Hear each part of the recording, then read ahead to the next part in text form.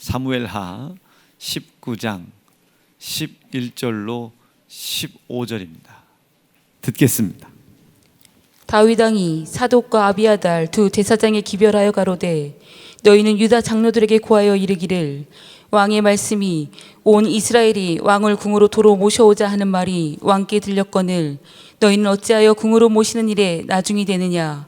너희는 내 형제요 내 고륙이거늘 어찌하여 왕을 도로 모셔오는 일이 나중이 되리요 하셨다 하고, 너희는 또 아마사에게 이르기를 너는 내 고륙이 아니냐. 내가 요압을 대신하여 항상 내 앞에서 군장이 되지 아니하면 하나님이 내게 벌 위에 벌을 내리시기를 바라노라 하셨다 하라 하여 모든 유다 사람들로 마음을 일제히 돌리게 하매 저희가 왕께 보내어 가로되 왕은 모든 신복으로 더불어 돌아오소서 한지라. 왕이 돌아와 요단의 이름에 유다 족속이 왕을 맞아 요단을 건네려 하여 길갈로 오니라. 아멘. 아멘. 왕의 환궁을 너희가 주선하라 라는 제목으로 말씀 주실 때 많은 은혜 받으시고, 특별히 우리가 어제까지 우리가 함께 기도했었던 오늘 여러분 결산 주일입니다. 들려주시는 말씀을 통해서 틀림없이 우리 마음에 이 말씀은 지혜고 지식이기 때문에 우리가 결산할 이 영감들을 하나님이 분명히 주실 겁니다. 오늘 꼭 그 말씀 은혜 되시길 바랍니다. 본문에서 벌써 여러분 생각을 하셨겠는데, 여기 요압이라고 하는 장수가 나오죠. 그런데 압살롬이라고 하는 이 사람은 다윗의 셋째 아들이에요. 요압은 국방장관이라면 압살롬은 셋째 아들이라고요. 그랬는데 이 셋째 아들이 반란을 일으켰으니까 바로 이 반란군이 이제 다윗을 죽이기 위하여 참 많은 군인들을 동원해서 전쟁이 일어났었어요. 그런데 요압이 승리하고 반란군을 물리치고 이제 병사들을 이끌고 마하나임이라고 하는 성으로 입성을 했습니다. 여기에 압살롬은 반역자지만 어떻게 보면 아주 나쁜 사람이에요. 아버지에게 칼을 뽑아든 사람이죠. 그러나 다윗에게는 셋째 아들, 아주 셋째 아들이니까 이 아들이 죽었다고 하는 소식을 듣고는 여기 성경 기록에 보면 그래요. 두 손으로 얼굴을 감싸고 압살롬의 이름을 부르면서 울었다는 거예요. 물론 아버지니까 압살롬이 비록 칼을 뽑아서 아버지 가슴에 꼰지기 위해서 칼을 뽑아 들었다 할지라도 아들이 죽으니까 아버지 심정에서는 우리 이거 이해가 됩니다. 특별히 다윗은 이상하게도 자녀 문제가 일어나게 되면은 성경을 보면 이성을 잃어버려요. 이성을 잃어버린다고요. 그러면 그 왕으로서 승리하고 돌아오는, 그리고 이 군사들을 임금이 맞이해야죠. 왜 이 마하나임이라고 하는 성까지 도망와 있는 이런 입장인데, 반란군 압살롬이 길르앗에 진을 치고 진격을 했던 이 군인을 다 물리쳤으니까 여기에 승리하고 입성하는 군사들을 맞이해야 될 다윗 임금님인데, 자기가 지금 수행해야 될 직임조차 잃어버리고 여기 지금 안타까운 심정을 가지고 지금 다윗이 울고 있는 거예요. 물론 압살롬의 죽음은 이 다윗의 생각이 그래요. 하나님이 벌써 용서했죠. 네 죄는 용서했다. 그러나 죽지는 않아. 벌써 용서했어요. 그럼에도 불구하고 아버지 심정이니까 압살롬이 죽었다고 하는 것은 결국 나 때문에 그만 일어난 사건이라, 그런 생각을 하면서 자책을 하고 있는 거예요. 아버지의 마음이죠. 자책을 하고 있는데 아버지가 그 감정을 억제하지 못해서 지금 개선하고 있는 용사들을 맞이하지 못하고 있다고 하는 점입니다. 그런데 이거는 여러분 요압이라고 하는 사람이 정치적인 술수는 있다 할지라도 다윗 임금님에 대해서는 아주 충성된 부하였습니다. 그래서 임금이 지금 개선하고 있는 이 군인들을 맞이하지 못하고 있는 이 입장을 보고 이 요압이 다윗이 더 이상 자신의 행동을 절제하지 아니하면 민심이 흩어질 수 있다고 하는 점에서 요압은요 충성된 마음으로 왕에게 들어와서 직언을 하는 거예요. 여기까지는 정말 충성된 종이었습니다. 종은 그런 거예요. 이때 심정은요, 임금에게 욕을 먹든 또 임금에게 어쨌든 어떤 일이 있든지 간에 각오하고 요압이 다윗 임금님을 찾아 들어와서 직언을 했다고요. 생명을 걸고 전쟁터에 나가서 승리하고 돌아오는 또 신하와 용사들, 바로 이 사람들을 잘 맞이해야지, 맞이하지 못한다고 했을 때는 이거는 문제가 생깁니다. 바른 얘기죠. 그렇죠? 바른 얘기예요. 그런데 여기까지는 좋았어요. 여기까지는 좋았는데 우리 7절에 보게 되면 이제라도 임금님, 이제라도 일어나야 됩니다 하는 요 얘기는 주석을 보게 되면, 성경을 풀어놓은 주석을 보게 되면 그렇게 되어 있어요. 목숨을 걸고 싸운 신하들과 용사들에게 위로의 말씀을 하시고 또 마음을 감싸주지 아니하면 오늘 밤이 지나면은 한 사람도 남지 않고 왕 앞에 머물 사람이 없을 겁니다. 이거는 충원, 임금님에게 정말 충원을 한다고 하는 그 선을 넘어서서 협박과 같은 말로 들릴 수 있는 얘기였어요. 본문은요, 요압의 말을 듣고 다윗이 눈물을 닦았어요. 그리고 벌떡 일어났다고 하는 얘기예요. 벌떡 일어났어요.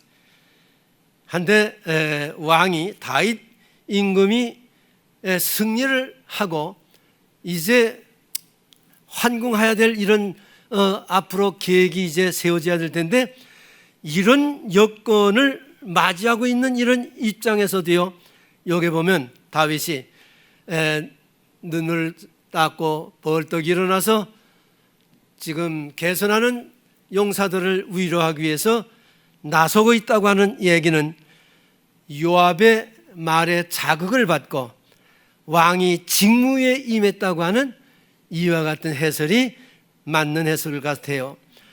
그런데 여기 다윗은 임금이죠. 그리고 임금이면서도 이 도망 나온 사람이기 때문에 다윗 밑에 있는 군사가 얼마가 없어요. 얼마가 없다고. 유다 지파 사람뿐이라 다윗이 압살롬의 반란을 평정했다 할지라도 소수의 군대만이 마하나임에 머물 수밖에 없다고 하는 것은 도망 나와서 임시 자리를 잡은 자리가 마하나임이기 때문에 거기 머물 수밖에 없다고 하는 바로 이런 점이죠. 그런데 9절에 보게 되면은, 여기 물론 사무엘하 19장 9절입니다. 9절에 보게 되면 그런 얘기가 나와. 압살롬이가 죽고 나니까, 전쟁 중에 압살롬이 죽었어요. 죽고 나니까 압살롬을 따라왔던 이스라엘 용사들이요, 다 흩어져 버렸어요. 임금이 죽으니까 다 흩어져 버렸어요. 왜? 전쟁은 전쟁 같은 아주 명분을 가지고 싸우면 모르는데, 아버지를 죽이기 위해서 아버지를 죽이기 위해서 전쟁을 일으켰던 이 자리에 따라 나왔던 젊은이들이 이게 명분이 없다. 명분이 없다.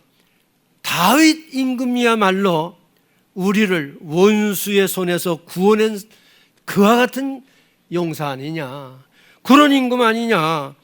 압살롬 때문에 요단을 건너 마하나임까지 피난 나와 계신 이 임금인데 압살롬 죽고 나니까 이스라엘 전체 임금으로서의 다윗을 다시 모셔야 되지 않느냐.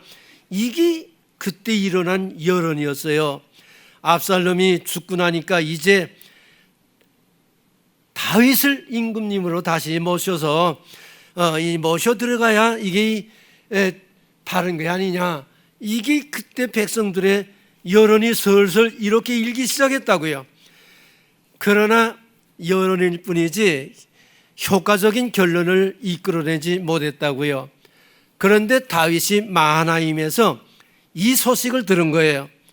이 소식을 듣고 다윗은 마음으로 이제 결정을 하는데 내가 환궁 예루살렘으로 돌아가는 거 서두르지 말아야 되겠다. 민심이 자신에게 돌아올 때까지 각 지파의 대표자들이 찾아와서 환궁을 요청할 때까지 내가 마하나임에서 기다려야 되겠다. 이런 생각을 가졌다고요. 이거는 당연한 생각이에요. 이거는 당연한 생각이라고요. 그런데 이상하게도요, 여러분, 우리가 담임 목사님을 통해서 많이 들었던 이야기들이 있어요. 여러분, 에덴 동산에서부터 얘기하는 얘기 속에서 하나님의 다스림을 받았을 때는 이제 아담과 이와도 편안하게 살 수 있었어요. 그랬는데 마귀에게 뱀이 마귀잖아. 마귀의 지배를 받고 나서는 사망이더라. 우리 담임 목사님을 통해서 서서히 풀어나가는 얘기가 우리의 눈높이를 맞춰서 평이한 얘기를 하는데 이게 신학적으로 따져보면 깊은 얘기거든. 바로 이런 얘기야.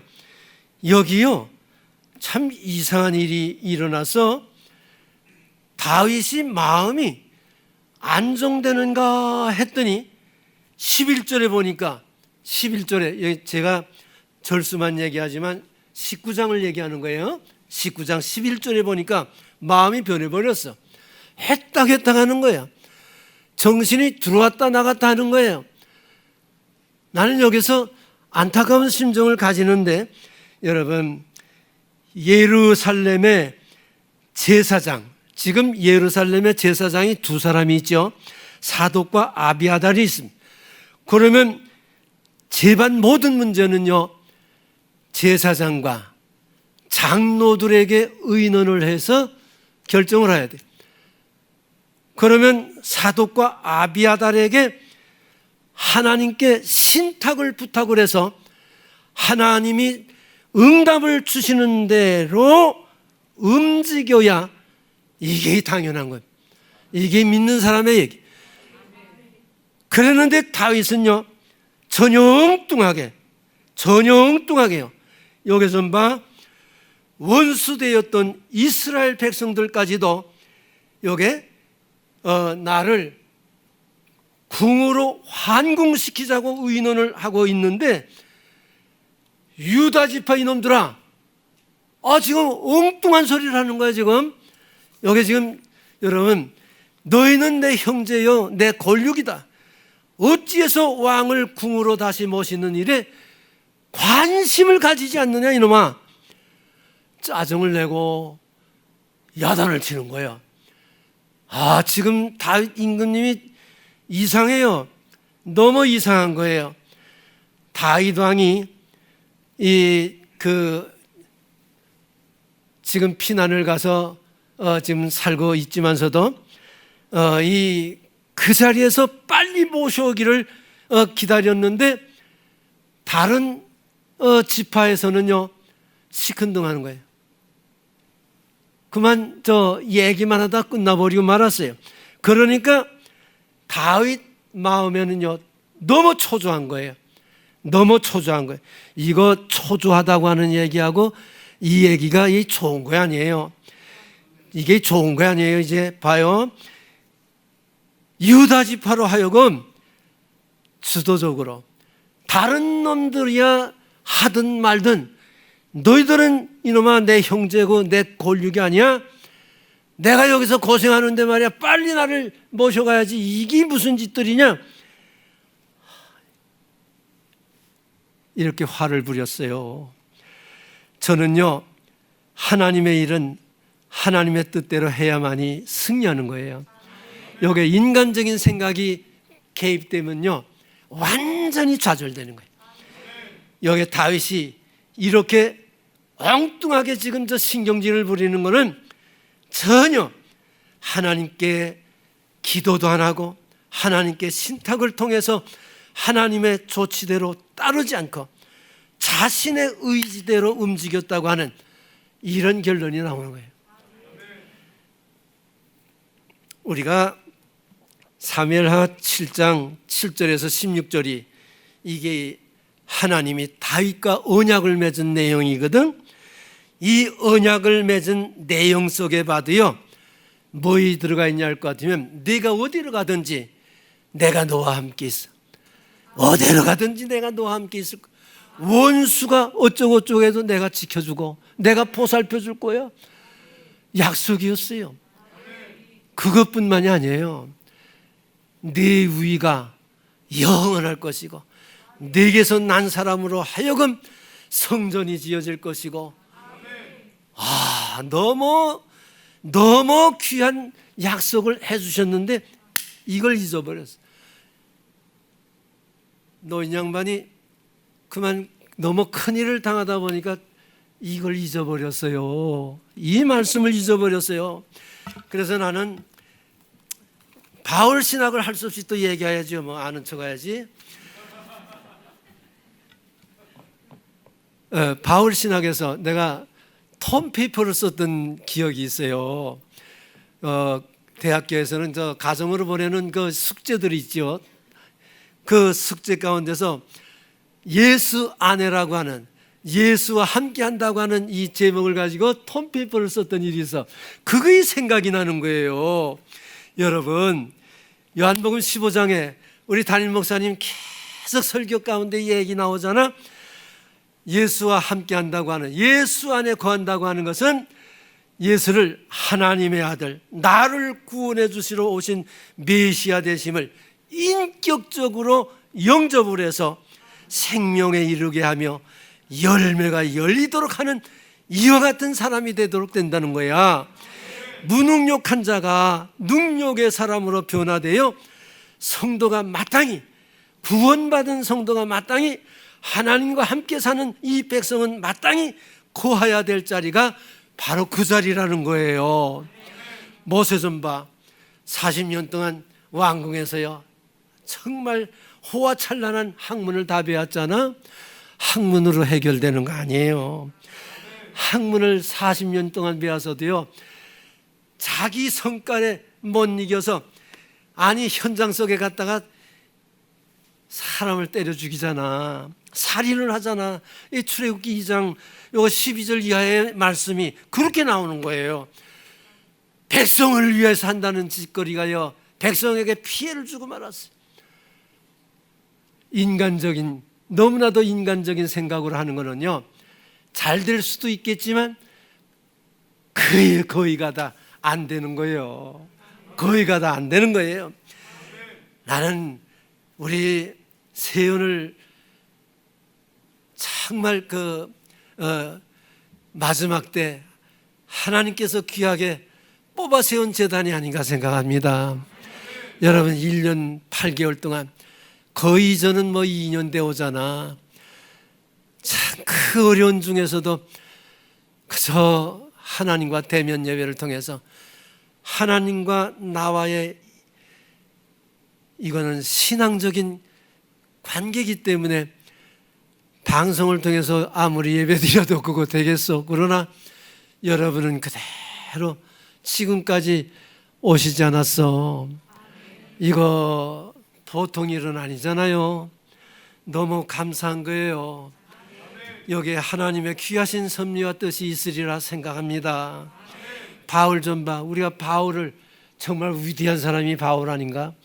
바울이요, 사도행전 9장 4절 이하를 봐봐. 증인이 되죠. 스데반 죽일 때 증인이 되죠. 교회 핍박자였죠. 그런데 다메섹 도상에서 핍박하던 예수님을 만난 이후에는요, 능력의 사람으로 변화돼요.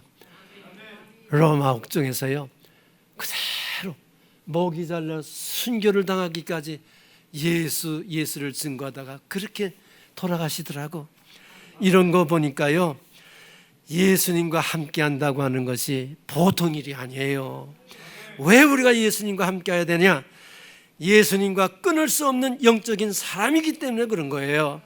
언제나 우리가 의지하고 말씀대로 순종하며 하나님께 영광 돌리는 삶을 살도록 하기 위해서도 그럴 수밖에 없는 거예요. 예수님과 함께 한다고 하는 이 말씀 속에는요, 말씀 중심의 삶을 통하여 신앙적인 척도가 되기 때문에 그런 거예요. 바로 다윗이 한 일을 가만히 보게 되면 더 이상 설명하지 않아도 이거는 하나님이 함께하는 생활이 아니야. 이거는 순간적으로 인간적인, 너무나도 인간적인 여기에 빠지고 말았어요. 이거는 너무나도 말씀을 떠난 인간적인 계획이기 때문에 열이면 열, 실패할 수밖에 없다. 이게 결론입니다. 13절에 보니까요, 놀랄만한 얘기가 나와요. 이럴 수가 없는데 놀랄만한 얘기가 나와. 여러분, 아마샤가 누구야? 압살롬이 다윗을 죽이기 위해서 따라올 때 이 국방장관이 아마샤야. 그런데 지금까지 생사를 같이 했던 요압이라고 하는 국방장관을 떼버리고 다윗의 군장으로 삼았다고 하는, 이것 전혀 생각지 못하는 짓거리를 하고 있어요. 이거 다윗이 할 짓이 아니기 때문에 제가 재단에서 여러 어른들 앞에 짓거리라고 해서 죄송해요. 잘못했어요.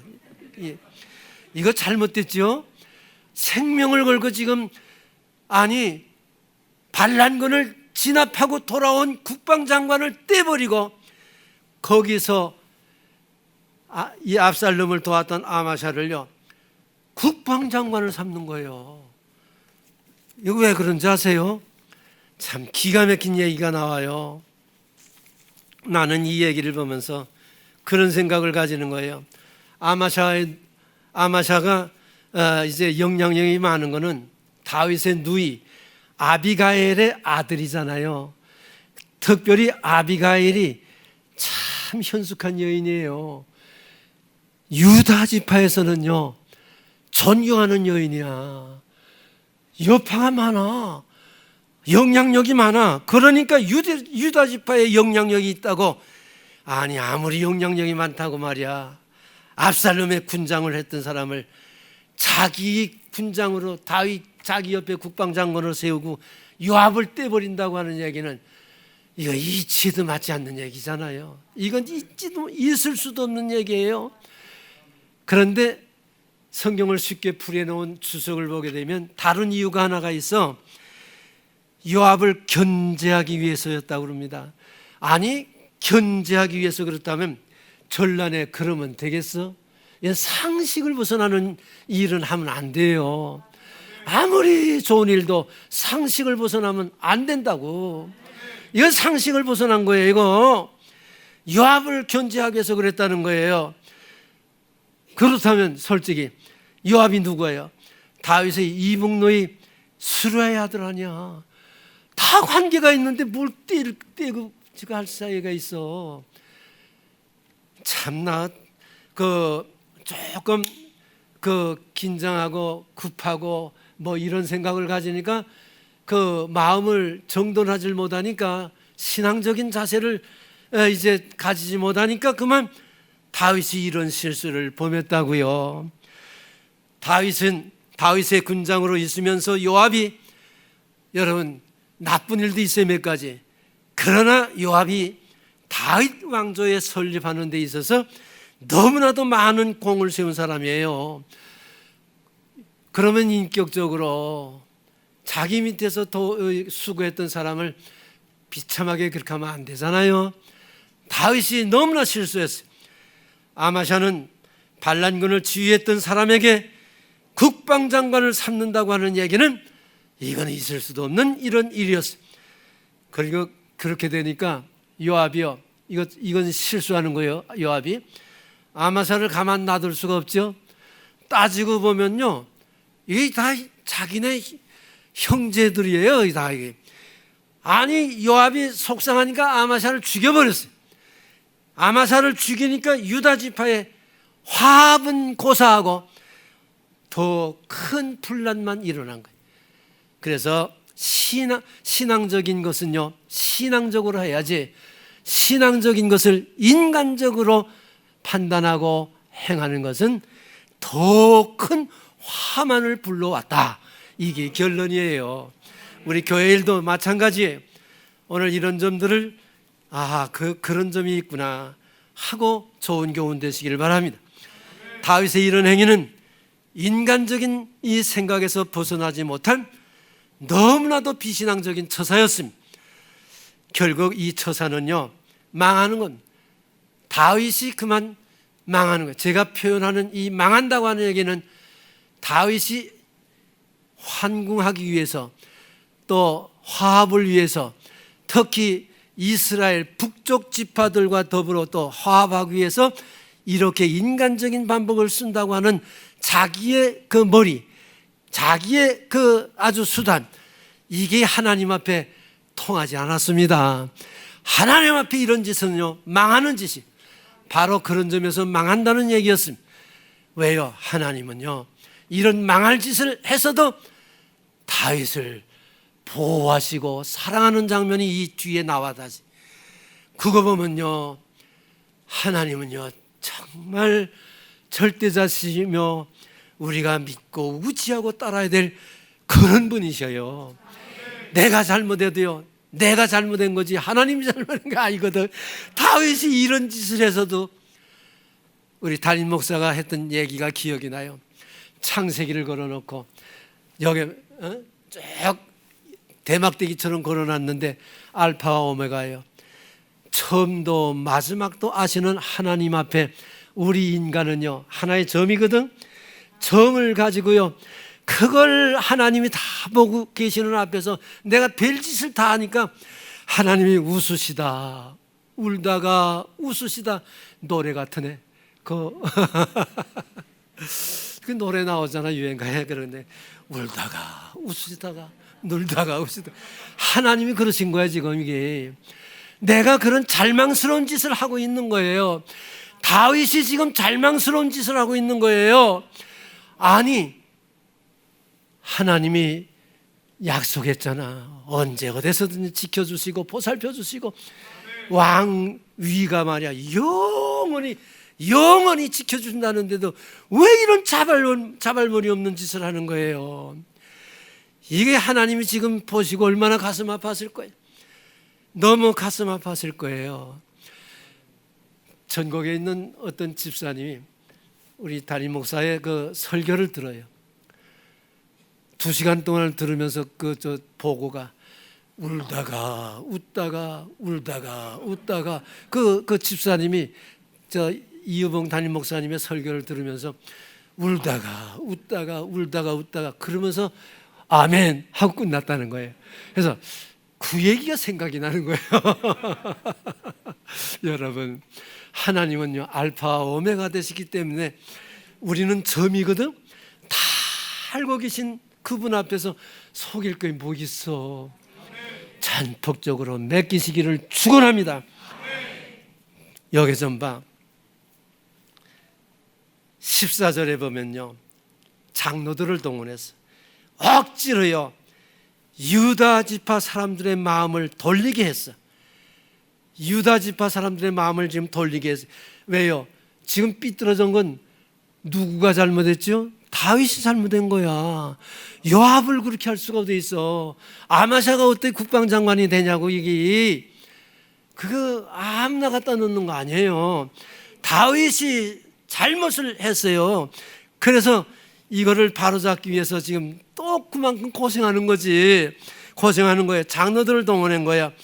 그 사람들이 지금 삐뚤어졌는데 마음을 돌리게 해서 유다 지파 사람들로 하여금 결국 왕을 모셔오는 데까지 의논을 한 거예요.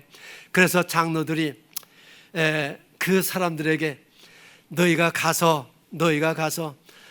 이제 임금님을 모셔오도록 해라 하고 사람을 보냈더니 왕 좀 봐.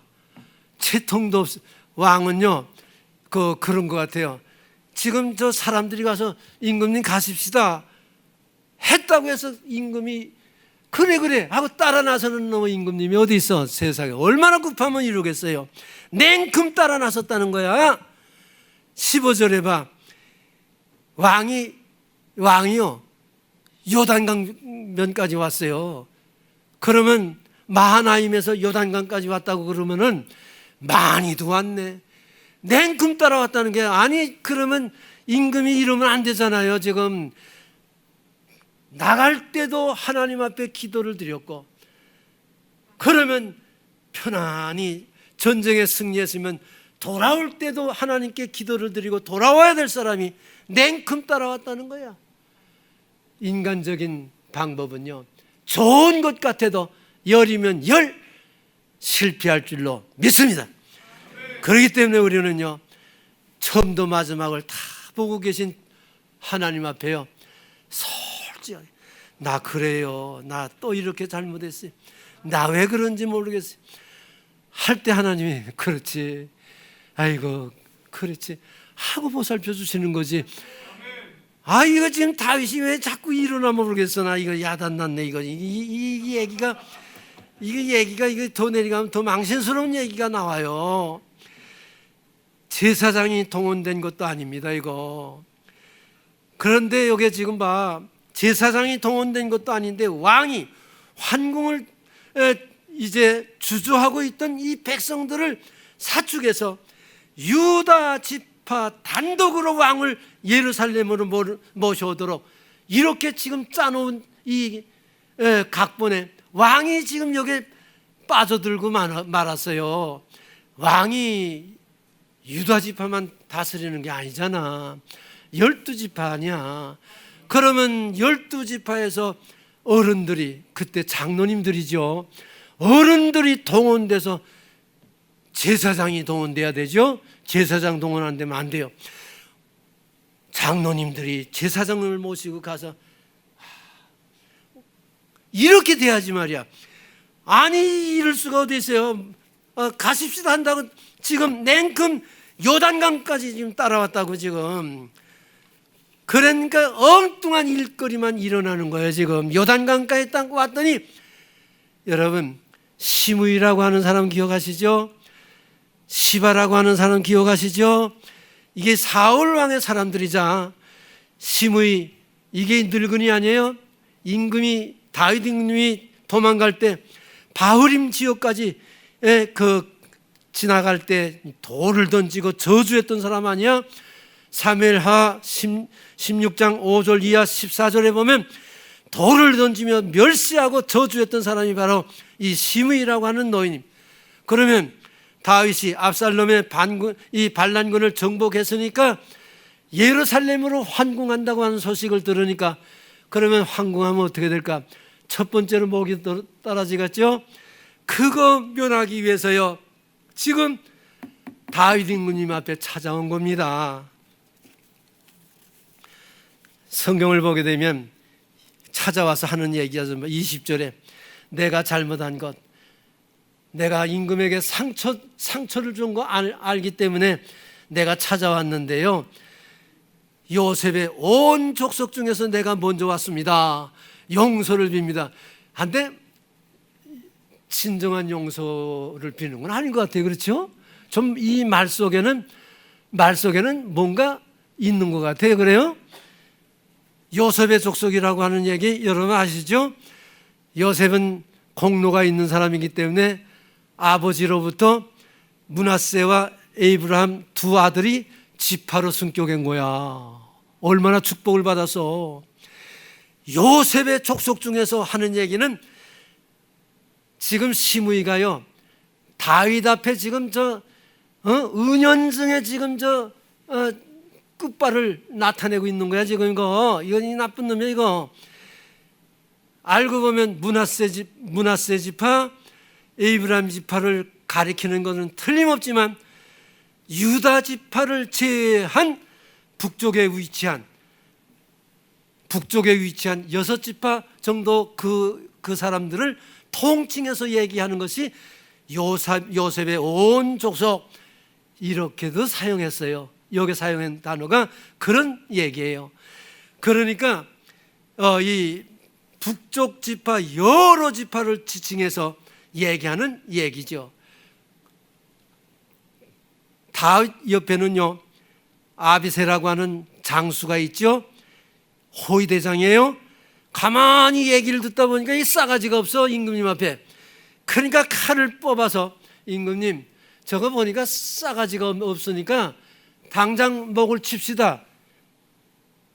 이 아비새가 판단을 잘했어요. 그랬는데 다윗 좀 봐. 시므이를 죽이면 하합을 위하여 걸림돌이 될 수밖에 없다. 그런 점에서 23절에 시므이에게 너는 죽지 않는다 선언을 해버리고 말았어요. 너무 성급하시네. 다윗은 인간적인 방법을 동원해서 이 문제를 수습하려고 하는 그와 같은 일에 마지막까지 인간적인 방법을 동원하고 있는 거죠. 하나님은요, 다윗이 이 점을 지금 너 그러지 말아라, 너 그러지 말아라, 지금 안타까운 심정을 가지고 지금 지키는 거예요. 너 정말 그러지 마라. 왜 인간적인 방법이야? 내가 네 옆에서 돕고 있는데 말이야. 그 얘기예요. 안타까운 심정을 갖고 있는 거예요. 그런데 좀 봐, 25절을 보니까 무비보셋이 찾아왔어요. 여러분, 무비보셋이 누군지 알죠? 요나단의 아들 아니야. 요나단의 아들이 아니야. 네가 어찌하여 나와 함께 도망가지 아니하고 너 혼자만 남아 있었느냐? 여기 25절이야. 그랬을 때요, 이 무비보셋이 자기의 그 사정을 설명하는 거예요. 다윗과 요나단의 언약 문제로 지금까지, 여기 지금 무비보셋은요, 왕자의 버금가는 대접을 받고 있었어요. 그러니까 당연히 다윗 임금님을 따라서 나서야 되는데 무비보셋이 절름발이죠. 완전히 절름발이에요. 걸어서는 못 가요. 그러니까 종 시바에게 나귀의 안장을 지우라고 명령을 내렸는데, 시바가요, 그 나귀에다가 뭐 떡이니 건포도니 포도즙이니 뭐 이런 것들을 싣고는요, 무비보셋을 따돌리고 혼자만 가버렸어요. 우리 16장 3절에 보면 다윗 임금이 도망가던 얘기죠. 도망가던 다윗이요, 시바에게 그 얘기하는 얘기예요. 네 주인, 내 아들 이 무비보셋은 어디에 있느냐? 그러니까 이 시바가 거짓말하는 게 타임이 딱 맞은 거예요. 예루살렘에 있는데요, 무비보셋이 말하기를 이스라엘 족속이 오늘 사울 임금님의 나라를 돌려준다고 해서 기다리고 있습니다. 얼마나 거짓말이에요. 이거 그래서요, 종은 역시 종이요. 종은 역시 종이더라고. 은혜를 무비보셋 때문에 은혜를 받았으면요, 은혜를 갚을 줄 알아야 되지 않겠어? 한데 마지막까지요, 재산 전부 뺏기 위해서 거짓말을 했어요. 그러니까 다윗 좀 봐, 판단력이 흐려졌어요. 판단력이 흐려졌다고요. 여기 지금 시바가 거짓말로 다윗에게 은혜도 모르는 파렴치한 사람으로 고소했다고 하는 것을 깨닫지 못하고요, 격분해서 진위를 분간하지 못하고요, 또 본인에게 소명도 듣지 못하고 그만 그 자리에서 다윗이요, 시바에게 그랬어요. 무비보셋이 갖고 있는 모든 재산을 다 뺏어서 너 가져. 참 이거 다윗이 너무 실수하는 장면이에요. 우리의 일상생활 속에서요, 우리가 실수하는 게 많이 있어요, 우리들도. 그러니까 매사 그저 조심하는 게 좋을 거예요. 우리 성경에 보시면 신명기 19장 18절에 보면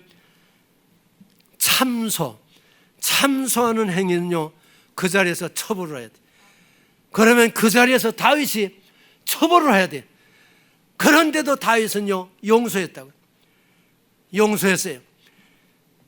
참 이거는 자기가 이제 요단을 건너서 환궁하고 또 왕권 회복을 위해서 요게 베냐민 지파, 요게 사울 임금님이 베냐민 지파의 사람이죠. 요게 지금 시바나 이런 사람들이 다 베냐민 지파 사람들이에요. 베냐민 지파와의 화합을 위해서 말씀을 버렸습니다. 인간적인 방법을 택한 겁니다. 그런데 무비보셋은요, 얼마나 그 마음이 좋은지 임금님과 함께 떠나지 못했던 거 그거 가슴 아파하면서요, 임금이 떠나는 날부터 발을 씻지 않았어요. 시험을 깎지 않았어요. 옷을 빨지 않고 그대로 입고 더부룩한 모습으로 나타났다고요. 그 모습을 보면서도 시바를 처벌하지 아니하고 베냐민 지파의 그 여론 때문에 민심이 떠날까봐 그만 인간적인 방법을 택했다고요. 근데 성경을 보면 29절이 너무 가슴 아파요. 뭐라 그랬어요? 이 다윗 임금님이요, 시바와 무비보셋에게 재산, 사울 임금님의 재산을 절반씩 나눠 가져라, 그렇게 판단했다. 아니 이게 무슨 놈의 판단이에요? 그때 무비보셋 좀 봐요. 임금님이 지금 편히 돌아오시게 된 거 이것만으로도 나는 만족합니다. 모든 재산을 시바에게 주셔도 됩니다. 시바에게 다 양보했어요. 이미 나는 넘치는 은혜를 받았고 지금도 받고 있습니다. 그러면서 다윗 임금님에게 편안하게 다 시바에게 주라니. 그런데 왕은요, 지금 이 예루살렘을 돌아가야 될 그것만 조급한 마음이라, 그것만 생각하고 있는 거라, 그래서 이런 인간적인 방법을 택했지만 신앙적인 그런 점이 전혀 없죠. 이게 망조예요. 신앙적인 점이 전혀 없는 거, 이게 망조예요. 왜요? 왕의 환궁을 앞에 놓고 문제가 생길까봐 그만 이 짓을 했는데 다윗이 염려하고 있었던 그대로 그만 북쪽에 사는 이 지파가 그만 폭동이 일어났어요.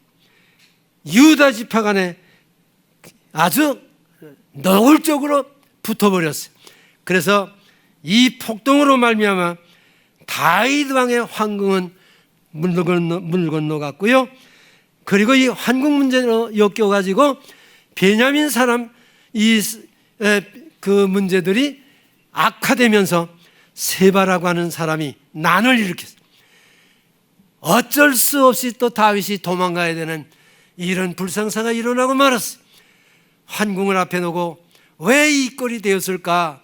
나는 이렇게 정리하고 싶어요. 하나님의 명을 따라서 살아야 될 사람이 자기 편의대로, 좋은 대로, 그게 좋을 것 같아서 인간적인 방법을 택했다가 자기 편의대로 했다가 그만 이렇게 망조가 들고 말았다고 하는 점이에요. 하나님의 일은 하나님의 뜻대로 해야 되지, 어떠한 일이든지 하나님의 명을 따르지 않고 자기 편의대로 한다고 하는 것은 모두가 다 실패할 수밖에 없다고 하는 너무나도 귀한 점을 배우시기를 축원합니다. 기도하겠습니다. 하나님, 귀한 말씀 주셔서 고마워요.